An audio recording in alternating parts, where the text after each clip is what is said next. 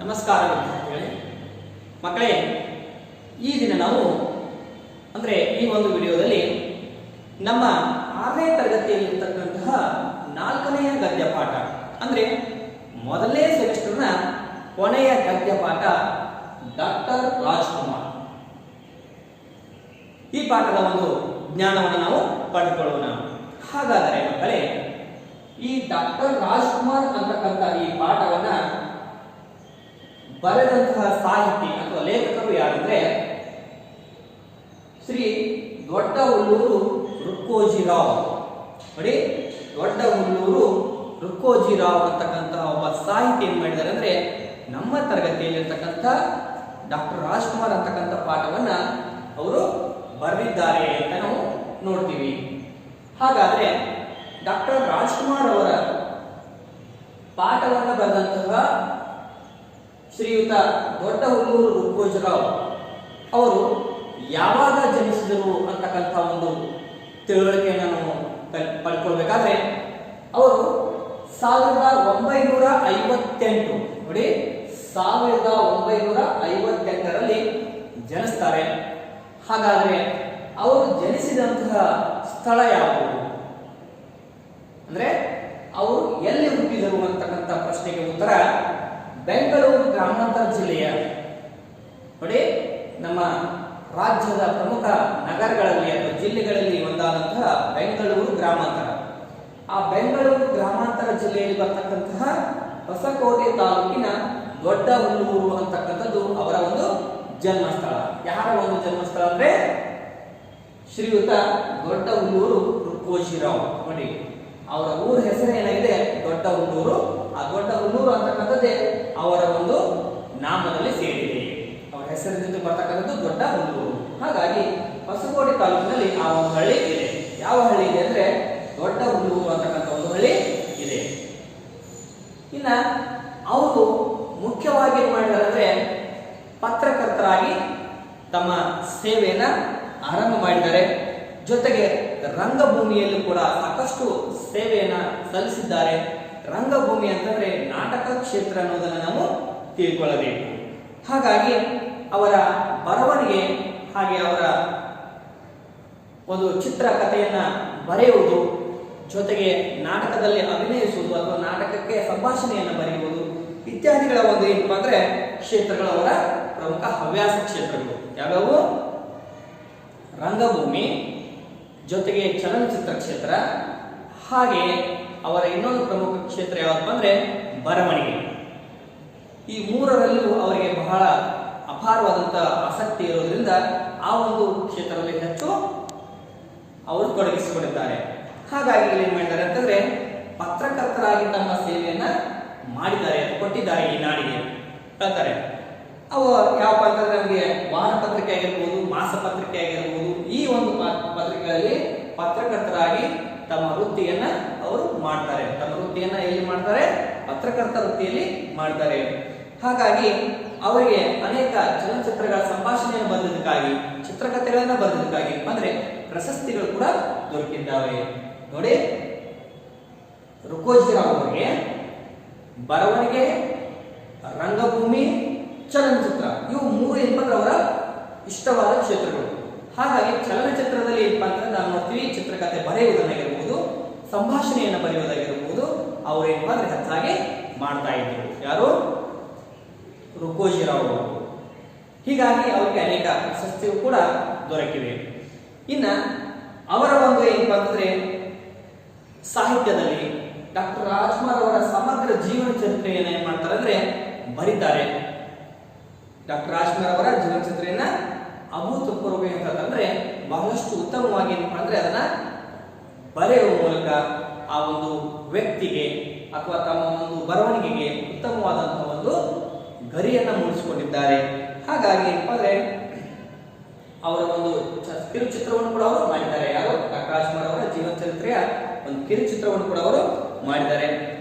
ಜೊತೆಗೆ ಅವರು ಬರೆದಂತಹ ಕೃತಿಗಳನ್ನ ಇಲ್ಲಿ ನಾವು ಎರಡು ನೋಡ್ತೀವಿ. ಮುಖ್ಯವಾಗಿ ರುಕ್ಕೋಜಿರಾವ್ ಅವರ ಎರಡು ಕೃತಿಗಳು ಯಾವಪ್ಪ ಅಂದ್ರೆ ಸದನದಲ್ಲಿ ಸಿದ್ಧಲಿಂಗಯ್ಯ, ಇನ್ನೊಂದು ಯಾವುದಂದ್ರೆ ಡಾಕ್ಟರ್ ರಾಜ್ಕುಮಾರ್ ಸಮಗ್ರ ಜೀವನ ಚರಿತ್ರೆ. ಸದನದಲ್ಲಿ ಸಿದ್ಧಲಿಂಗಯ್ಯ ಅನ್ನೋದು ಒಂದು ಕೃತಿ ಆದ್ರೆ ಡಾಕ್ಟರ್ ರಾಜ್ಕುಮಾರ್ ಸಮಗ್ರ ಜೀವನ ಚರಿತ್ರೆ ಅವರ ಇನ್ನೊಂದು ಕೃತಿ. ಹೀಗೆ ಏನಾಗ್ತದೆ ಅವರ ಒಂದು ಕೃತಿಗಳ ರಚನೆ ಆಗಿದ್ದಾವೆ. ಪ್ರಮುಖವಾಗಿ ನಾವು ಈ ಎರಡನ್ನ ನೋಡ್ತೀವಿ.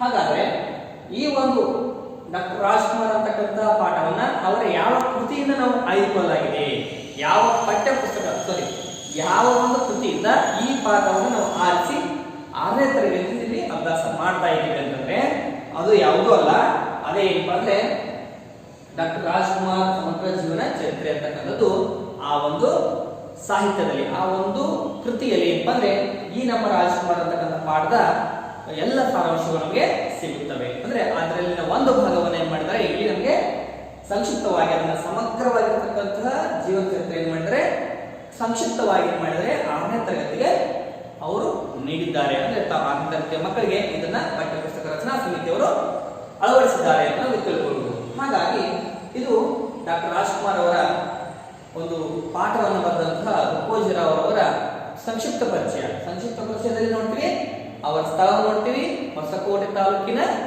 ದೊಡ್ಡ ಹುಲ್ಲೂರು. ಅಂದ್ರೆ ಈ ಹೊಸಕೋಟೆ ತಾಲೂಕು ಎಲ್ಲಿ ಬರ್ತಂದ್ರೆ ಬೆಂಗಳೂರು ಗ್ರಾಮಾಂತರ ಜಿಲ್ಲೆಯಲ್ಲಿ ಬರುತ್ತೆ. 1958ರಲ್ಲಿ ಅವರು ಜನಿಸಿದ್ದಾರೆ ಇಲ್ಲಿ ದೊಡ್ಡ ಹುಲ್ಲೂರಿನಲ್ಲಿ. ಇನ್ನ ಮುಖ್ಯವಾಗಿ ಅವರ ವೃತ್ತಿ ಪತ್ರಕರ್ತ ವೃತ್ತಿಯಾಗಿತ್ತು. ಜೊತೆ ಕೃತಿಗಳನ್ನು ನಾವು ಪ್ರಮುಖವಾಗಿ ಎರಡನ್ನು ನೋಡ್ತೀವಿ. ಸದನದಲ್ಲಿ ಸಿದ್ದಲಿಂಗಯ್ಯ, ಡಾಕ್ಟರ್ ರಾಜ್ಕುಮಾರ್ ಸಮಗ್ರ ಜೀವನ ಚರಿತ್ರೆ.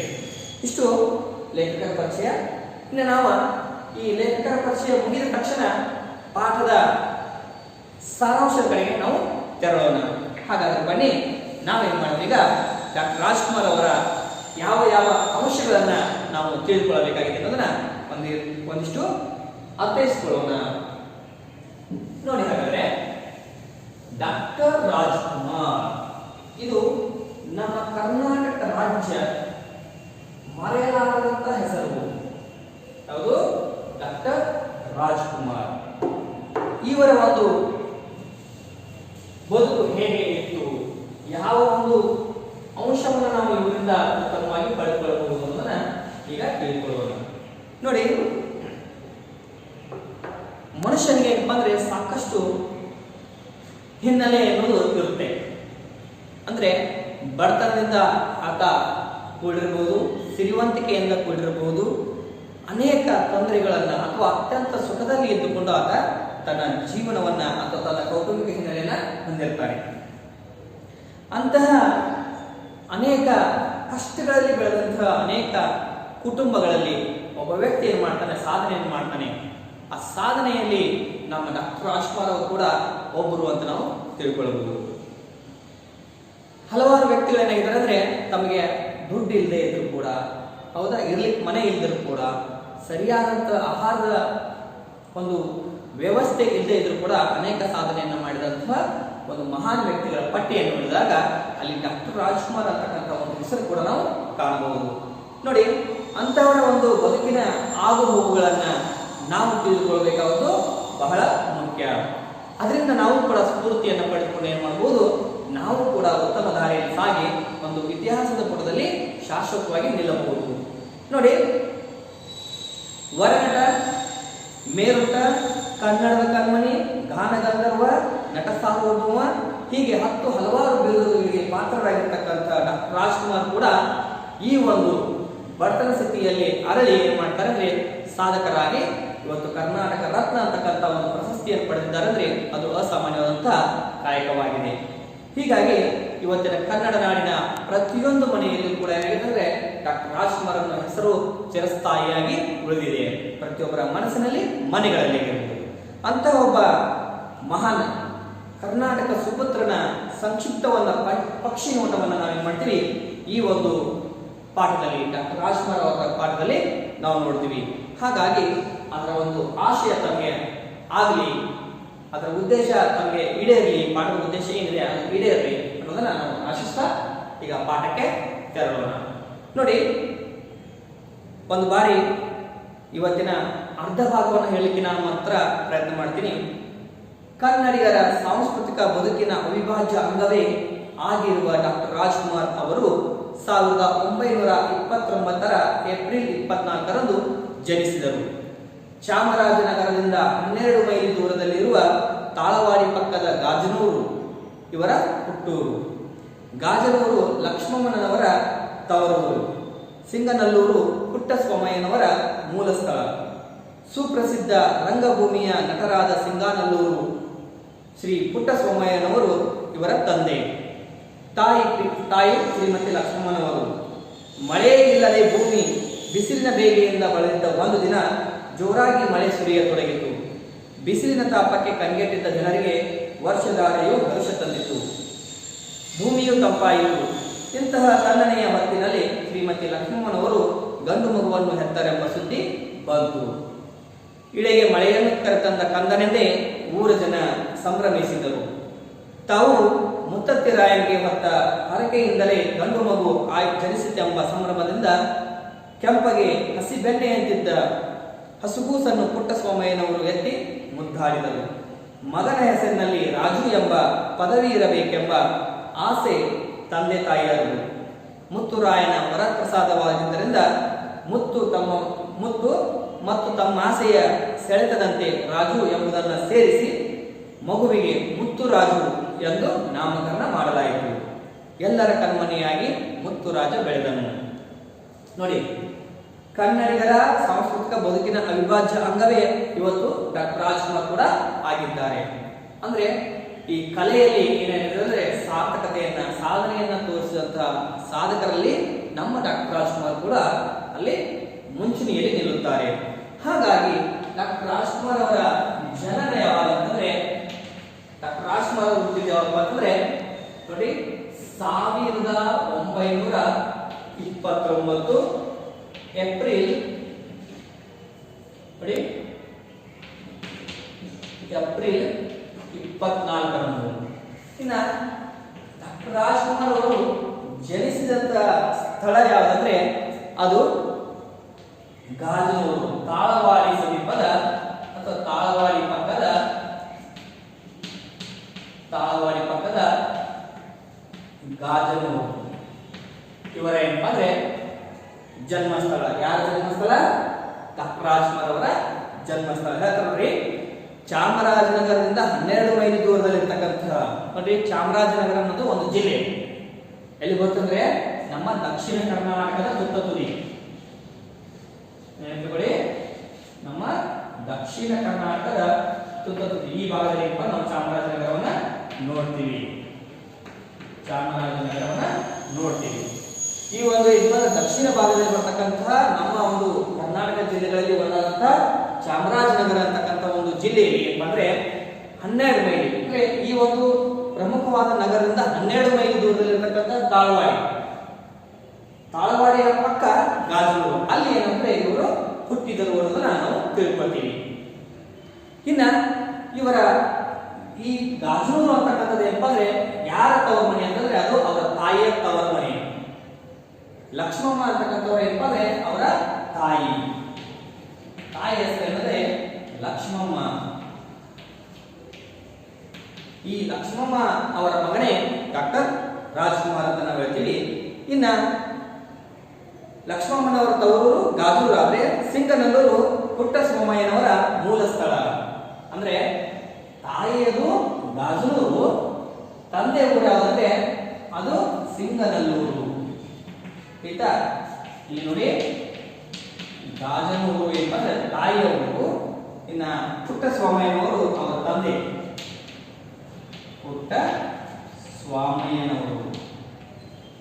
ಪುಟ್ಟಸ್ವಾಮಯ್ಯ ಅಂತಕ್ಕಂಥದ್ದು ಅವರ ತಂದೆ ಹೆಸರು. ಅವರ ಒಂದು ಊರು ಯಾವುದಂದ್ರೆ ಸಿಂಗಾನಲ್ಲೂರು. ಯಾವುದು? ಸಿಂಗನಲ್ಲೂರು. ಇದು ಅವರ ತಂದೆಯ ಊರು. ಹೌದಾ?